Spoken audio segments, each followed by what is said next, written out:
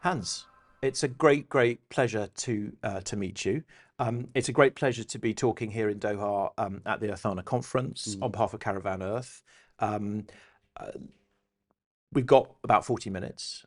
What I thought we would do is start by basically have three conversations, and we're going to Mm. be talking about the future of the planet, which is a fairly big subject, I think. Okay.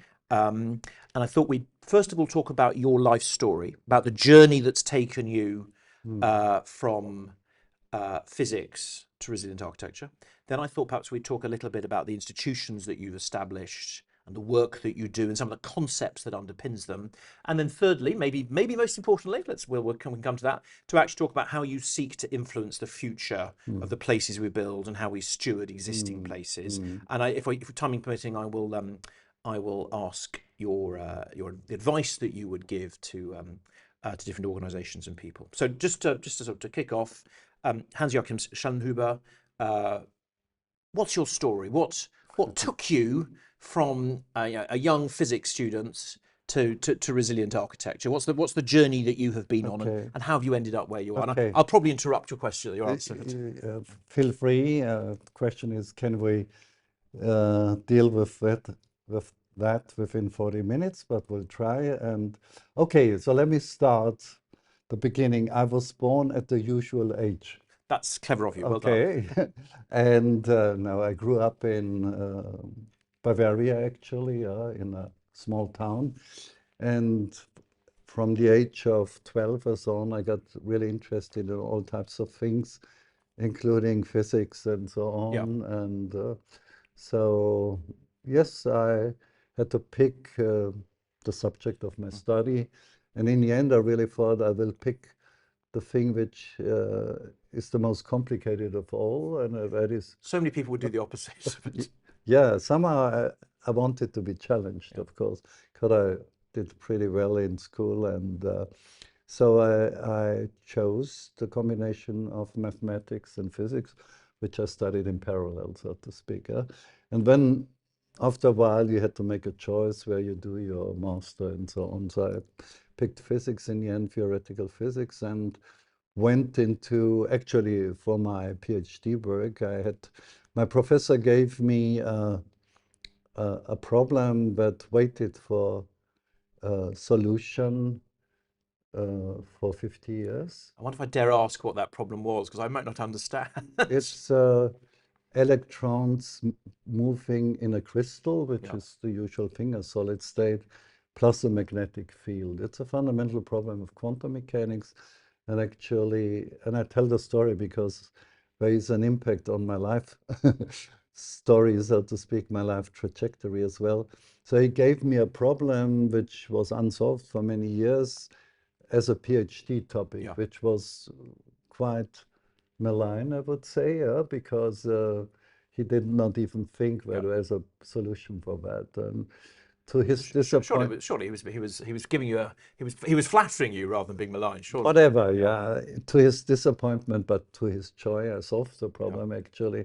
And that was my entry ticket to the world of world-class, top-level physical physicists. So I went to California, to Santa Barbara, University of California.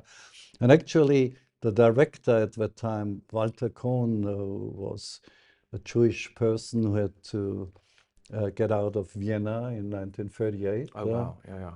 All his family were killed by the Nazis in Auschwitz, and he was a Nobel laureate, and he was director of an institute.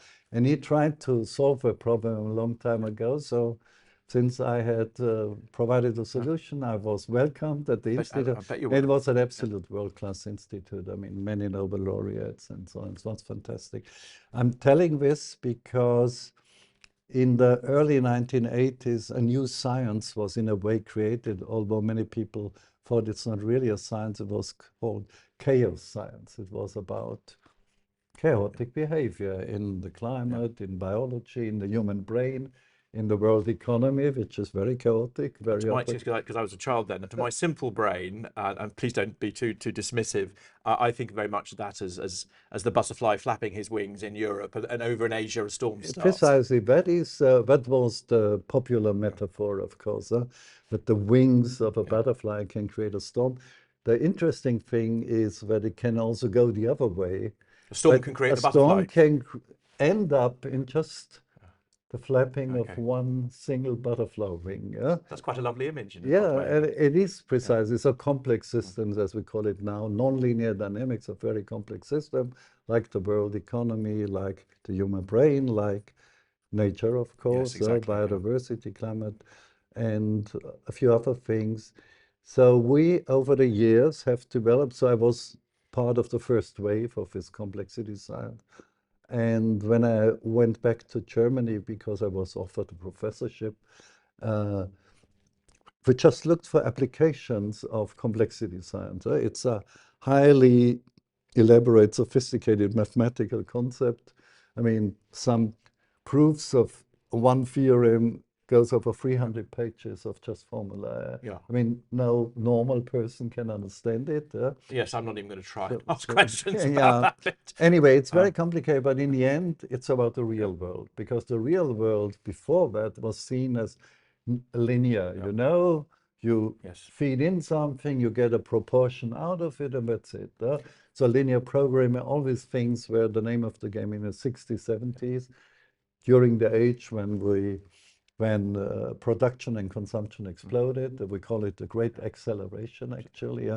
But with nonlinearity coming into the picture, we learned that systems may collapse if you just have a butterfly sitting on them on a tipping point, so to speak. And I think forgive me interrupting, No, I think there's an interesting sort of wider analogy into history and society, which is, and correct me if you disagree with what I'm about to say, but that in parallel with that, as a lot of the huge confidence in science and in progress, in inverted commas, post-war, started to get questioned in the 1970s into the 80s. Clearly, some of what we'd done post-war hadn't worked. I mean, that started to be evidentially clear, which was presumably happening in parallel to these theoretical advances. You're absolutely right. If in architecture, you look at 60s, 70s, it was also simple. It was also reductionist, of course. It was also mono-stylistic, mono-materialistic, whatever you call it.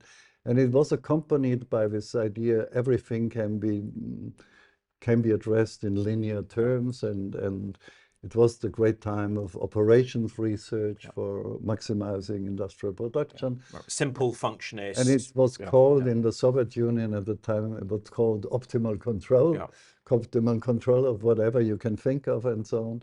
So these were the 60s and 70s, where it seemed we can just eat up the whole planet and everybody will revel in material consumption and things like that.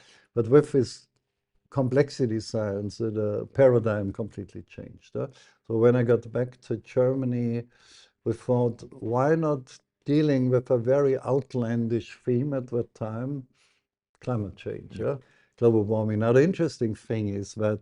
So this is late 80s, mid 80s? Let me see, that was 1983, 1984, precisely. So I kept on doing complexity science as a physicist. I still publish in physics journals, of course. So that's the... I've not read those ones, I must confess. Don't ever try. But I also publish now, of course, in the more interdisciplinary journals, science, nature, you name them, and so on. So we started to look at the environment and sea level rise. Now, here's the interesting story behind it. Global warming. At that time, of course, people thought this is just a fancy theme, which is more or less useless. But why not thinking about a scenario where the planet warms by 3, 4, 5 degrees? What would happen? How would you model that? What would happen? Precisely. It was just for fun in a way. But in 1896, a famous scientist from Sweden who received the Nobel Prize in Chemistry later, Svante Arrhenius, he wrote a paper where he demonstrated that if you double the concentration of CO2 in the atmosphere, because you burn coal at that time, and he thought it would take 10,000 of years to burn all that coal, then the global mean temperature would rise by 4 degrees. It's a famous Arrhenius paper. Now, the irony of history is that his grand-niece is Greta Thunberg. Oh, right. God, I didn't know that. Oh, yeah. Gosh. Okay. Very few people know that. Well, now all the listeners and watchers of this will know it. And so her whatever uncle wrote the decisive paper. So in a way, this global warming thing re-emerged in the public debate. Also in the 1950s, it was front page of the New York Times, was forgotten again, and so on. So anyway, I became interested in that not because we were seeing the signs of global warming already. So temperature was slightly above pre-industrial, but simply I knew as a physicist, based on Arrhenius and other papers, it will come, it will happen. To what degree and over what time frame? You just need to calculate the rate of emissions, and when you know it will hit us, but it seems still far away, actually. And when something highly nonlinear happened, the Berlin Wall came down. Yes, that was a black swan event, or a big fat butterfly flapping its wings, and that changed everything in Germany, at least, because the reunification meant that the Eastern German landscape of science was completely redesigned. You had still many Stalinist people there in the upper ranks and so on. Of course, Angela Merkel, because she was a chemist from Eastern Europe, Eastern Germany, wasn't she? So there's a link there to your future as well. She even did her dissertation in theoretical physics. Ah, I didn't know that. And I became her advisor later. Well, I knew that, which is why I thought I'd just put that in there for now. Physicists meeting each other. So you've got all the themes are beginning to emerge for the future. It was all the nonlinear event with the Berlin Wall. The Berlin Wall came down, and when a commission went through the whole country, in particular Eastern Germany, and said, we will close down this institution. It's completely infested by Communist Party and so on. But this is fantastic. This is world class, but nobody knows about it. We have to sort of support it and even increase investment. And finally, they arrived at the so-called Telegraph Hill in Potsdam, where Albert Einstein worked, where for the first time Michelson measured the velocity of light of a moving object and so on. So the titans of physics were there. It's a beautiful, also from architectural point of view, beautiful campus. We were saying before before our conversation started, before we started recording, that Englishmen like me are embarrassingly ill-travelled in Germany, and I'm ashamed to admit I've never been there. But you are actually excused, because during the GDR time they put barbed wire around it. It was off limits. Yes, I was beating myself up for post 1989 rather than before. But later on, it's accessible now, but still it's not very well known. But the campus is so beautiful. I think it's the most beautiful in Central Europe. I'd love to go. So it compares to Oxford or Cambridge, really. And then I actually had the pleasure. So they showed me the desk where Albert Einstein worked and Schwarzschild and so on. We proposed to create an institute for climate impacts research. And at that time, climate impacts, it was not about climate change, it was about what will be the climate impacts and how do we deal with them. And this was extremely courageous, of course, and prescient even. And the man in the committee who was actually proposing this was Klaus Hasselmann, who received the Nobel Prize in Physics 3 years ago for the first climate modeling. So you see again another circle sort of is closing here, another loop is closing. So I looked at the campus, and when I read everything about climate change at the time, it was not much. But as a physicist, I said, okay, you have two good reasons to do this. We were looking for a founding director of this Potsdam Institute. I said, it's a beautiful campus. And this is the coming theme. It will be the defining theme of the 21st century. And so I said yes. I was fairly young. I had a very nice professorship. Said I'll do this. So beauty and climate change and sustainability are Yeah, the themes that are running through this podcast beauty already. and challenge, whatever Yeah, yeah. you call them. And this was a perfect mix. And so I decided, and I founded the Potsdam Institute as a absolutely interdisciplinary research institution, which was at that time ridiculed and so on. People said, truly in those days, they said, if somebody's doing interdisciplinary work, he's not qualified for disciplinary work. You just do some fluffy stuff across the discipline. Oh, well, Now it's gold standard, of Yeah. course, and it's world famous now. And you were there for what, for 30 years at least, weren't you? Let me see. I went to Potsdam in 1992, and we still have a house there, of course, but I was running the institute till 2018, so for more than 25 years, actually. And I just wanted to start to move us on a But bit. in between, I was also working in the UK. I was research director of the Tyndall Centre, more or less in a parallel thing. So I was professor. Which is in Essex, is that right? No, it's in Norwich. In Norwich. Yeah, but apologies to any residents of East Anglia watching for my Norwich Essex confusion. It was a huge. It was a huge network, and I was a visiting professor at Oxford University. I was on the faculty of the Santa Fe Institute. So in parallel to my Potsdam, I always had this excursion into other parts of the world. And how did your work on... So I led a schizophrenic life. Best lives are. And how did your work on modelling climate impact and starting to talk to governments and international bodies, how did that start leading over time to your interest in resilient places and architecture, which is... that is still a long story, but in between, I used my nonlinear dynamics knowledge to create, if you like, of course, we did the typical things, bread and butter things.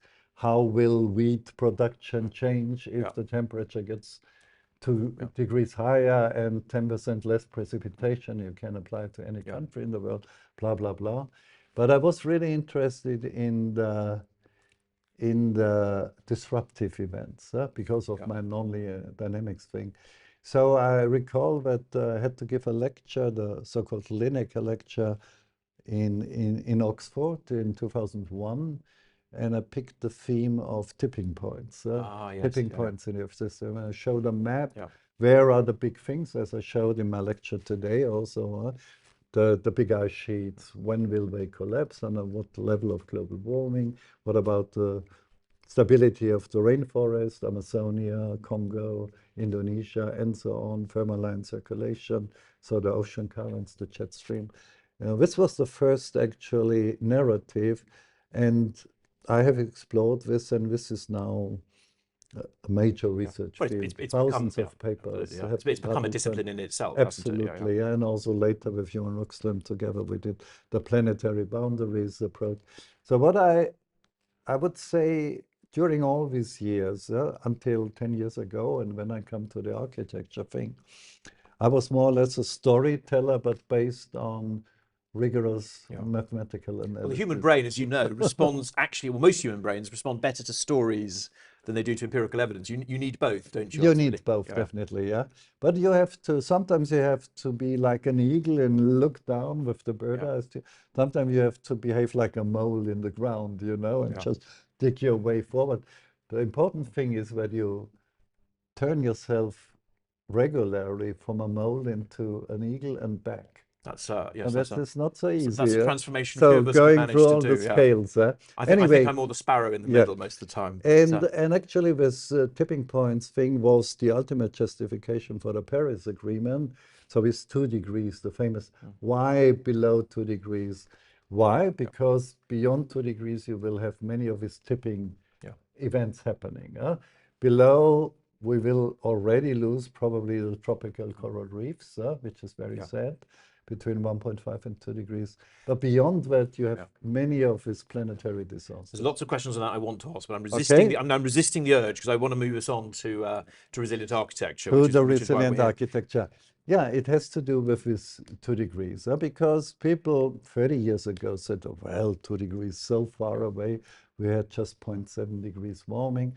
Unfortunately, in particular during the last years, global warming has accelerated.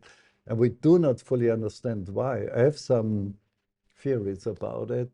Most people think it's just a statistical It's just accident. noise, yeah. Yeah, but I don't believe in that. I think there's systems change happening already.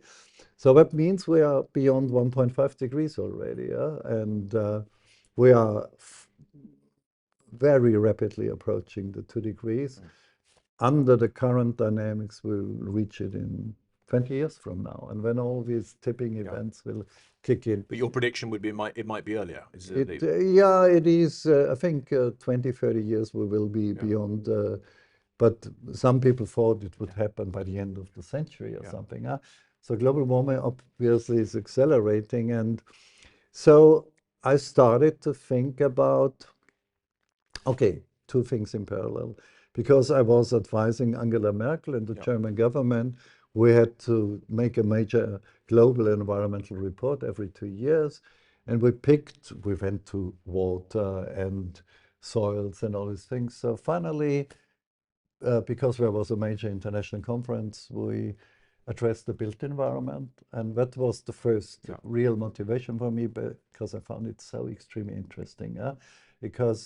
And I found that architects, urban planners, and so on only thought in terms of sustainability when it comes to energy efficiency in buildings. You know, how do you keep the heat inside, and you do all type of toxic insulation and so on. Just crazy. And I just want to, so for the record, I agree strongly with that, but I just want to just sort of dive into that. How did you get to that insight? Was that you were just sort of reading what architects were writing? Is it that you were just looking at development patterns?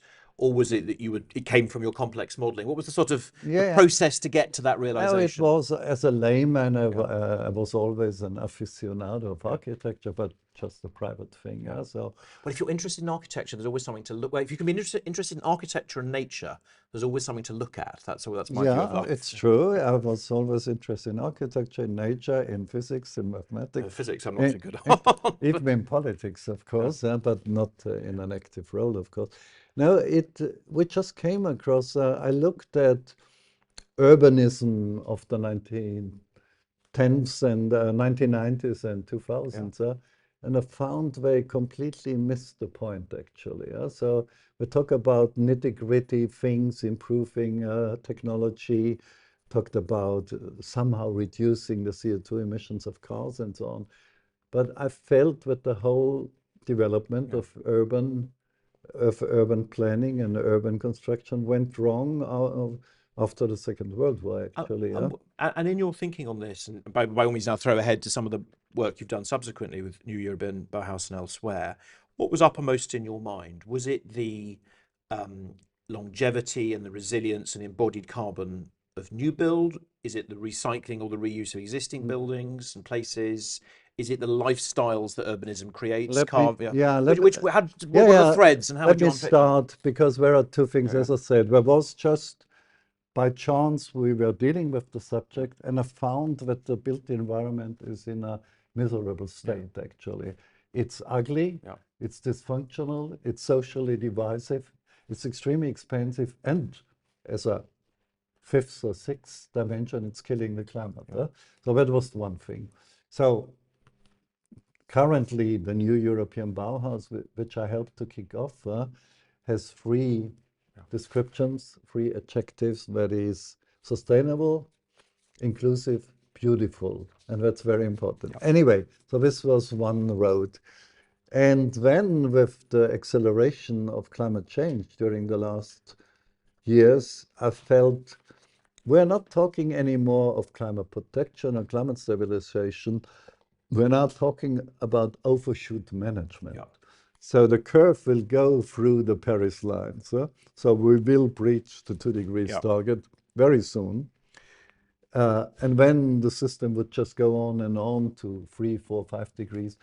And I'm deeply convinced that would be the end of our civilization. You cannot actually feed and accommodate and pacify 10 billion people in a 5 or 4 degrees world. So the only alternative is to bend the curve back. How can you do this? Well, the first precondition is stop all emissions as soon as possible. That is what we call becoming carbon neutral.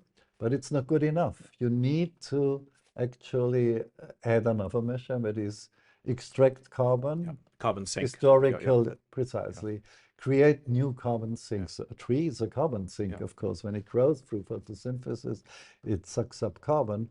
But we have to do it at a massive, massive scale. That means we have to remove again, probably half at least, of the historical emissions. And we're talking about hundreds of billions of tons CO2. And this is hard. This is difficult politics. And when you, and since I was already dealing with the built environment and found it, as I said, dysfunctional, divisive, ugly, costly, and so on, I just added up one and one. I said, this is the most climate negative sector of all. 40% of the global greenhouse gas emissions emanate from the built environment by building, by operating buildings, by destroying buildings. And on the other hand, we can completely turn it around, because if you would switch to organic renewable materials, or at least use carbon neutral materials like clay, for example. Clay, wood. Ideally, you combine the two, you have some climate positive elements like timber, and you, like the old Fachwerk. I was going to say, this is, you know, this is pre-18th, 19th century. Absolutely. This is Wottendorf, this is pressed earth. Even in medieval times they did it. So if you do this, you add up two things, I mean, actually three things. You avoid emissions from concrete and steel and so on. You absorb even carbon from the atmosphere, and you provide a better built environment for humanity, because you can build, and when traditional architecture, as featured here, comes into play, of course, because even vernacular architecture in rural landscapes, they knew precisely how to do it. So they took the timber from their own forest. They used clay, which was nearby, so to speak, and they of course built in a way which is perfectly adapted to the local climate, of course. Just look at the shape of roofs when you go through Europe. They change in pitch depending on their area. But what is fascinating here, and forgive me, I'm just going to get philosophical just for 2 seconds, and then I want to, we're very much now moving to the second part. And I come back to the influencing. No, we'll come back to influencing. That's number 3. I just want to talk about some of the concepts that you work on at a New European Bauhaus. But just as a thought, what is interesting is that quite a lot of what you've just said, in fact, everything that you've said in the last 2 or 3 minutes, is something that some conservative philosophers, they might use slightly different language, but basically completely agree with. Oh, yeah. And that the concept of what you might call organic, learnt rather than empirical knowledge, where you haven't yourself directly trial and errored why this angle of roof or why this way of burning the brick works, but you've taken it from your predecessors, gets you to the same insight that you've come to on, I think it's probably a longer route to get there. No, but you're absolutely right. This is the beauty of the story. In principle, the story turned the most climate negative sector, and also the sector where most of the investments go, into a climate positive thing. But it also goes down well with even very conservative people. Even the Republicans, before Trump, of course, said, oh, we can conquer, we can actually have countermeasure against global warming by planting 500 billion trees, which makes sense. The only the whole is popular on left and right. And it's actually the people who are most opposed to what I call sort of forestry construction pump. You know, you plant trees, do it in a sustainable way, you harvest the timber, you build infrastructures and building. The biggest opponents are actually the environmental groups, actually, because they say, oh, sucking up carbon is done best by a tree, leave the tree, by a forest, leave the forest alone. That's a very interesting point, Do a fence around it. But it is too short-sighted, because after 50 or 80 years, the tree will be consumed again by bacteria, the CO2 goes back. So you have to pump out permanently from the ecosystem, which you manage, of course, in a sustainable way. Which again is an organic, sorry to interrupt, again is an organic insight. A traditionally managed forest, which you coppice or copse, actually can keep producing, not forever, but it's Our, certainly from the same root system, you our can keep creating wood. ancestors did it all the time, Yeah. actually. Yeah. So, but it's managed really. Yeah. So you have to manage the ecosystems of the world. I mean, I'm not talking about the hotspots of biodiversity in Ecuador, but you just keep them where they are and don't touch them. But most of the forests in Germany, for example, 95 of the forests are managed forests, of course. But you need to manage them better. And the most important thing is don't create paper or, how do you call it, wrapping? Don't burn turn the lignite, in the end, the celluloses, turn it into compost. a durable, so either furniture, buildings, compost is fine, you can enrich the soil with carbon. But if you do it right, there's nothing wrong with felling a tree in the end. So that's the. No, I couldn't agree. So there's important issues there of materiality and durability and resilience. I prefer the French word for sustainability to the English one, because they tend to talk about durabilité rather than sustainability. And I think that in a conceptual way just slightly changes the emphasis, and certainly something we observe at Create Streets in the UK, and I think it echoes what you were just saying, is it's very, very hard to get politicians and developers, I have to say, off energy and use and into issues of durability, resilience. And one of the things we believe very strongly is you've got to get people to fall in love with a building because it's there, so that you can find a second use for it, or a third use, or a fourth use. And the one thing we can be certain about the future, one thing we can is we don't know precisely how we're going to use buildings 100 years hence. It's very rare. So but yes, precisely. Wood is such a precious material, and you can use it and recycle it for thousands of years, actually. So if you design your buildings in the right way, maybe even in a modular way, you can decompose it without toxic glue and so on, then you can use it again. But I should add that it all culminated, actually, I know, when I decided to have a paper published. So first we did a study. It's called Buildings as a Global Carbon Sink. Yes. And it completely took off, and that has changed the entire discourse. Well, on that, let me just, so I'm trying to vaguely keep the structure that I can. I know. You've been too articulate and fascinating. So just there's lots more I'd like to ask about the concepts of sustainability and placemaking, but I think we've touched on them, and I suspect many of our listeners and watchers will have some sense of what they are. So we won't go further than that. But I do want to just move it on finally. How to influence. So how do you, there are different ways. There's publications of academic papers, of popular press, there's working with politicians, there's working with landowners, investors, there's winning the public debate. And at one level, you need all of those things. But where are you putting your time, and where do you think, those of us, people listening and watching, what would you encourage them to do to try and get us to where we need to be to? Again, it's like what I said about the mole and the eagle and so on. I think you have to tell a good story, and the story has to be firmly based on science, because I'm a scientist. I'm not a preacher, whatever, not a songwriter. So as a scientist, I'm telling a story. And when you have to disseminate it, whatever the opportunity is, sometimes you have a chance, like Ursula von der Leyen, whom I knew before, had to give her first State of the European Union speech. It was, I think, in 2020 or 21. No? And she called me and asked, so, John, so because I mostly go by the name of John. I'll never call you Hans. Hans Joachim, whatever.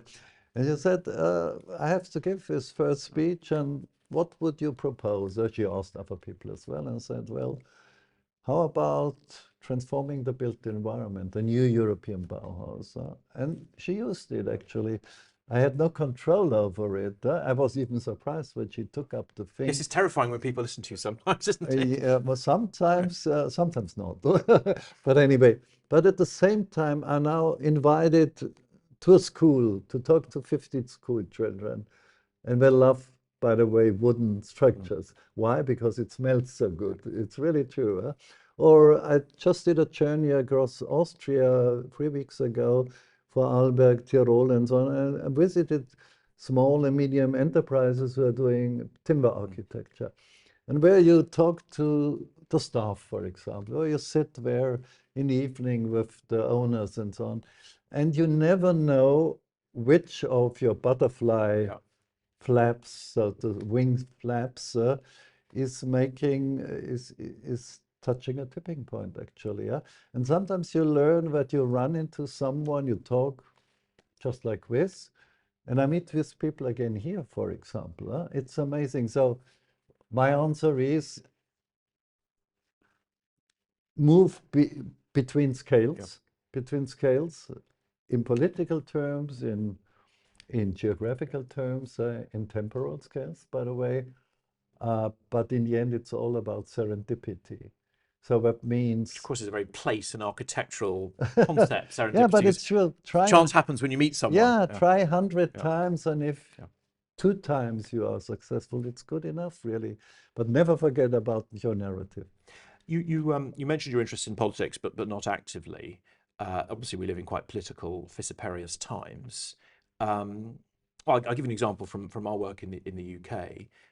We're always trying to find a narrative and a way of talking about looking after existing places and creating future ones that can appeal across the political spectrum. And we think very carefully about the vocabulary used, not disingenuously, but actually just trying to pull out the bits that will appeal to people of the centre right and the centre left. And actually a pleasing view we've come to based on our work and our polling is that actually when it comes to place and it comes to thinking about the quality of lives we lead, actually we agree as a set of cultures more than we disagree. And it's striking that the polling, we do lots of visual preference surveys, striking that both in the UK and in the US, people at the centre left and centre right basically agree on the types of place in which they want to be. I mean, people are voting with their feet.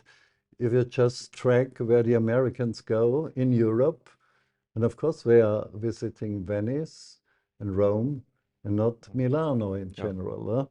Or Bologna and so on. You can't just compare it. No, whether you're left wing or right wing, whether you're simple or educated, we have an intrinsic sense of beauty, for example. We have an intrinsic sense of a social space where we would like to be together with our friends. We have even an intrinsic sense of justice and equity and so on. So yes, absolutely. I think what in the 1950s, 60s, societies, in particular in the West, of course, were brainwashed with material consumption. And we were told, now go to a supermarket, you can pick between 100 types of chocolate and things like that. And if you have to then go back and bring it to your ugly, cold, actually dysfunctional apartment in the 12th story, so to speak, on the 12th floor, this is unfortunately what modernity looks like. So, of course, you live in a miserable built environment, but this is the price to be paid for consumption, actually. And people were willing to be brainwashed about this. So I was born in 1950, and the first 10 years of my life, I lived in a rural landscape. It was wonderful. I was absolutely happy. And when modernity started, in a sense, you know, all types of things were available, plastic and so on. And I felt completely unhappy about it. But people thought this is the way of progress. This is modernity. So they left their beautiful architectural or traditional architectural houses and went to live next to a crowded street and so on. So we gave up what is quintessential to culture, namely a beautiful built environment for cheap consumerism. That seems to be, because we have run out of time, yes, the perfect place to finish. John, yes, thank you very much for your time. Thank you for a story which actually I think despite everything ends up being hopeful.